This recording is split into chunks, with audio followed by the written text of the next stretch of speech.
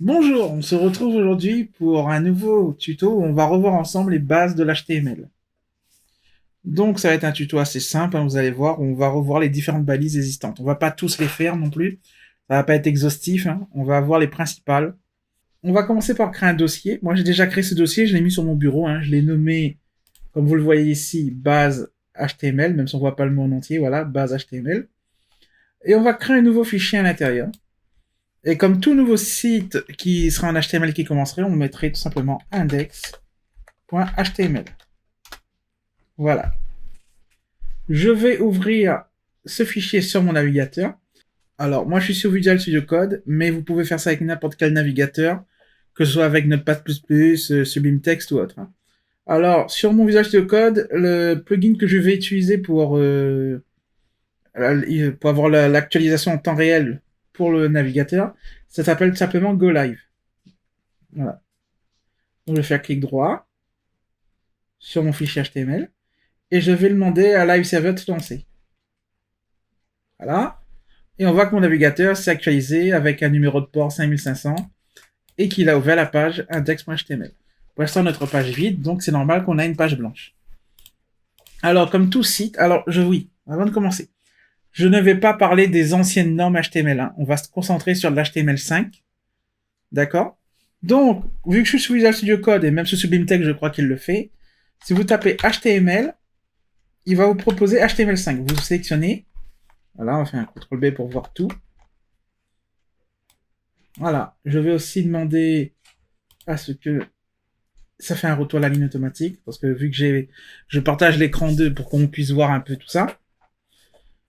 Comme vous voyez, ça commence toujours par entre balises, point d'exclamation doctype HTML.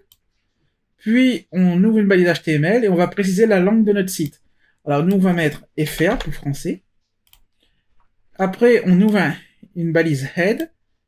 Et dans cette balise head, on va mettre ce qu'on appelle des balises méta. Les balises méta, ça va être des balises qui vont contenir des infos sur notre site et qui peuvent même donner certains paramètres pour que les navigateurs sachent comment l'interpréter. On voit que la première balise méta va définir le charset. On voit qu'on va utiliser la charset UTF-8. Le charset va tout simplement, quand on appelle ça, une librairie, je sais pas si on peut appeler ça une librairie, mais en clair, ça va dire à vos navigateurs quel charset utiliser pour lire vos caractères. Par exemple, nous, en français, on a des caractères avec des accents et tout ça. Bah, l'UTF-8 permet de le gérer. C'est-à-dire ça, on n'aura pas de point d'exclamation qui va apparaître parce qu'on ne serait pas en UTF-8. Après, on a le XUA compatible. Ça, c'est pour les compatibilités avec les anciens navigateurs comme Internet Explorer ou autre. On a une balise pour le viewport. Ça va servir pour le responsive. On reverra ça plus tard. Puis, on a une balise, la première balise importante qui est title. Title va correspondre au titre qu'on a juste là, vous voyez, au-dessus de notre navigateur. Alors là, vous le voyez pas sur ma capture, je vais le descendre un peu, peut-être qu'on va le voir. Alors ça va être un peu compliqué, je pense. Ah, bon, dommage, on le voit pas. On le voit pas sur ma capture, mais en clair, ça va être tout simplement le petit onglet en haut, où dedans vous avez souvent le titre du site. Ça va être ça. Donc nous, on va appeler notre site, tout simplement. Enfin, pas notre site, mais notre page. On va appeler notre page base HTML. Alors, on va mettre HTML en majuscule. Voilà. Voilà, c'est fait. On a donné un nom à notre page. Ça va être base HTML. Maintenant, on a la balise body. C'est ce qui va contenir tout le contenu de notre site. Comme vous voyez, cette balise body est comprise entre les deux balises HTML, hein, comme le head. Nous allons commencer à avoir les premières balises intéressantes à savoir. On va voir la première balise qui est la balise H. Cette balise est utilisée la plupart du temps pour définir des titres de plus ou moins d'importance. Ça va du H1 au H6. Nous allons les voir ensemble. Donc, on a d'abord le H1, voilà, qui va être le titre le plus important. Et vous allez voir que le navigateur va le représenter comme étant un truc assez gros. Ah, j'ai l'impression que mon Go Live il est perdu, voilà. Nous avons la fameuse balise H1. Puis, on va avoir le H2. Donc, on va changer ça pour le H2. Hop. où cette fois vous allez voir que notre salut va être plus petit. Et on a ça jusqu'au H6. Donc je vais tous vous les rajouter en un instant. Attendez. Voilà, c'est fait. On a rajouté nos différentes balises. Et maintenant, vous pouvez voir que ça va du titre au plus gros au plus petit sur notre page. Ceci va correspondre à du titre plus important au moins important. Alors pourquoi je dis ça? Simplement parce que c'est comme ça que va les interpréter les bots qui vont venir indexer votre site. Quand ils vont voir un H1, ils vont dire « Ah, ce site est important, c'est le site à mettre en avant, et ainsi de suite. Celui-là, il est moins important, mais celui-là, il est peut-être même plus important que celui-là. » Donc, les balises H servent à ça. Après, on a la balise P. La balise P est utilisée là pour mettre des paragraphes à l'intérieur. Alors, je vais mettre un lorem in sum temporairement. Voilà. Voilà. Et vous voyez que dans notre navigateur, on a un paragraphe qui est apparu. Avec du lorem in sum dedans. Après, on a les divs. Les divs sont des balises standards, entre guillemets, qui peuvent contenir tout type de balises à elles-mêmes. C'est-à-dire, elles ne sont pas prévues pour du contenu précis. Vous pouvez y encastrer d'autres divs ou d'autres types de balises, comme nous allons essayer maintenant. Par exemple, là, dans notre div, on va avoir une autre balise qui va être la balise code. La balise code va, par exemple, nous permettre d'injecter du code dans notre page web. Donc, je vais injecter un petit peu de JavaScript. Voilà, ici. Voilà. Vous voyez, il affiche le code directement et vous voyez très bien que ça n'a pas la même police que notre paragraphe juste en haut. Après, nous allons voir. Alors, je vais faire comme ça pour que ce soit plus lisible. Nous allons voir maintenant une autre balise qui est la balise BR, qui permet de faire des sauts de ligne, mais pour que ce soit visible, je vais d'abord ajouter une image. Et pour ça, nous allons utiliser la balise IMG. IMG. Comme vous voyez, cette balise prend ce qu'on appelle un SRC, c'est-à-dire la source.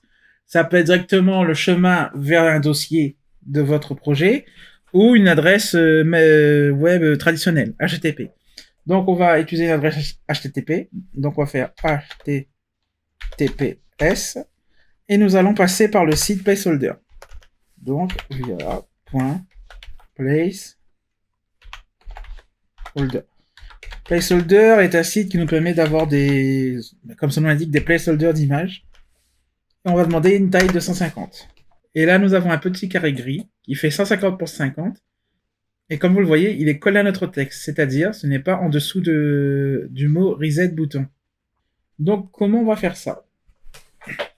Pour ça, on va utiliser la fameuse balise BR qu'on a parlé juste avant. Donc, on va ouvrir notre balise, on va écrire BR, et on va la fermer. Et si on sauvegarde, vous voyez que notre image est passée à la ligne, juste en dessous de notre texte. Maintenant, nous allons voir une autre balise, qui va être la balise section.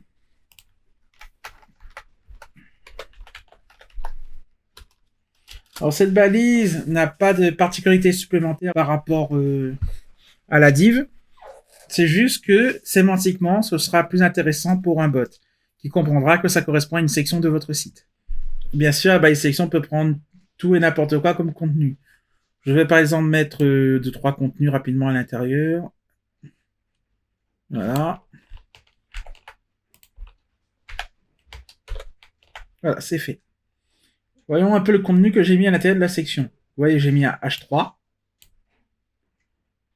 J'ai mis une balise. Article. Alors, la balise article, comme son nom l'indique, hein, tout est dans le titre, comme je l'ai écrit. Ça veut dire tout simplement que cette balise, elle va correspondre à vos articles que vous allez avoir sur votre site. Si vous avez des articles sur votre site, on va souvent utiliser cette balise-là pour que les bots qui annexent votre site vont comprendre qu'ici, il y a un article. Donc, cette balise peut prendre du texte, peut prendre une image, prend les balises BR, prend ce qu'on appelle aussi des spans. Les spans, ça va vous permettre de faire d'insérer des éléments, par exemple dans du texte ou entre deux divs et ainsi de suite. On viendra là-dessus plus tard. Voilà. Et comme vous voyez, après, on ferme notre balise article et notre balise section. Et on a notre élément. Après, nous allons voir une autre type de balise, qui est la balise table. La balise table permet de... Hop, je vais le faire là. De créer des tableaux en HTML. Donc, dans la balise table, qu'est-ce que ça peut prendre? Ça peut prendre une autre balise qui va s'appeler thead. qui va correspondre à l'entête de votre tableau. Et elle-même peut prendre d'autres types de balises comme le TR et le TH. À quoi ça correspond? Vous avez qu'à vous dire que le TR, ça correspond à une colonne et le TH à une ligne.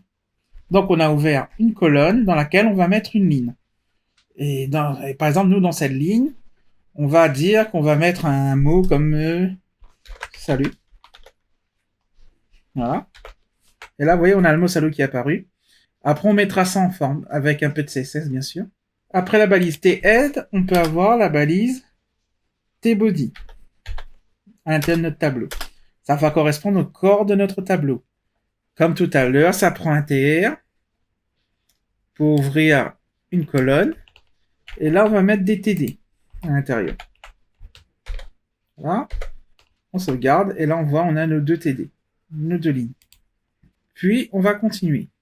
On peut rajouter une dernière balise encore dans notre tableau, qui va être le T-foot, qui va correspondre au footer de notre tableau, tout simplement. Footer, c'est le pied de notre tableau. Hein.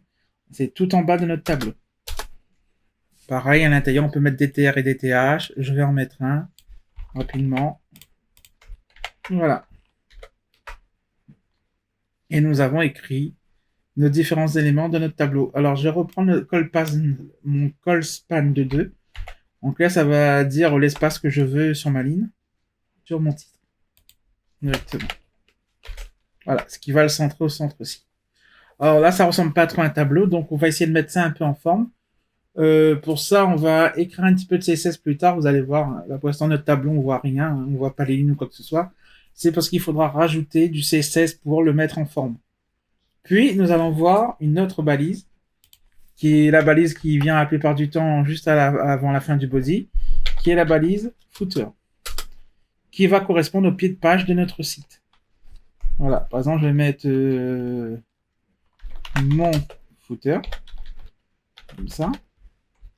Alors, le haut. Voilà. Et voilà. Et on a mon footer au centre ici. Enfin, qui n'est pas au centre, mais qui est apparu. Alors, si on voulait le mettre au centre, on pourrait par exemple, sur notre footer, rajouter une balise style, enfin, un attribut style. C'est pas une balise, c'est un attribut. Un attribut style et, par exemple, dire texte à ligne. Et dire qu'on veut un texte à ligne center.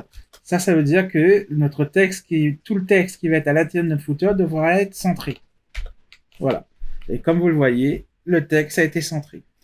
Donc là, on vient de comprendre quelque chose. Les balises peuvent prendre ce qu'on appelle des attributs. Alors, selon les différentes balises, elles peuvent prendre différents attributs, mais la plupart du temps, les attributs sont les mêmes. C'est-à-dire, cette balise style, on aurait pu la mettre sur n'importe laquelle de nos balises qui se trouve à l'intérieur de notre body.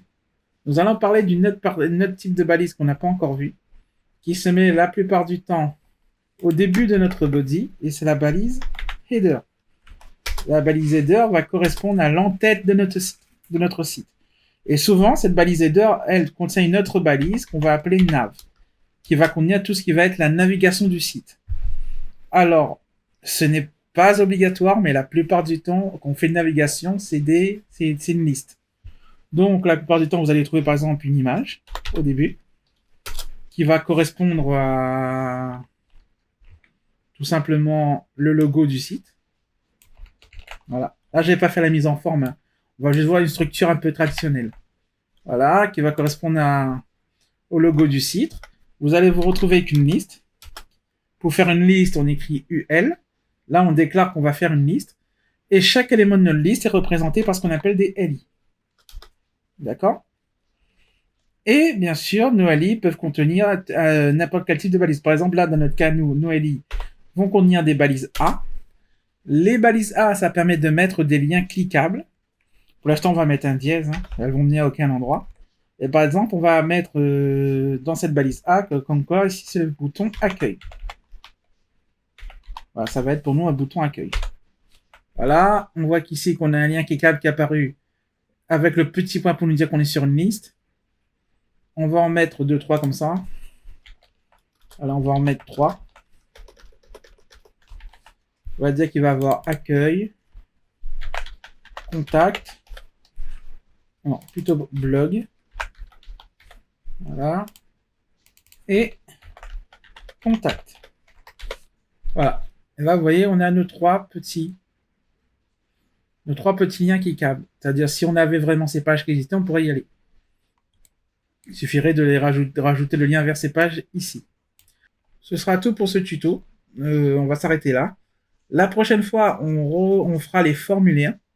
On verra les formulaires, comment ça marche en HTML. Donc, je vous dis tous à plus et à la prochaine.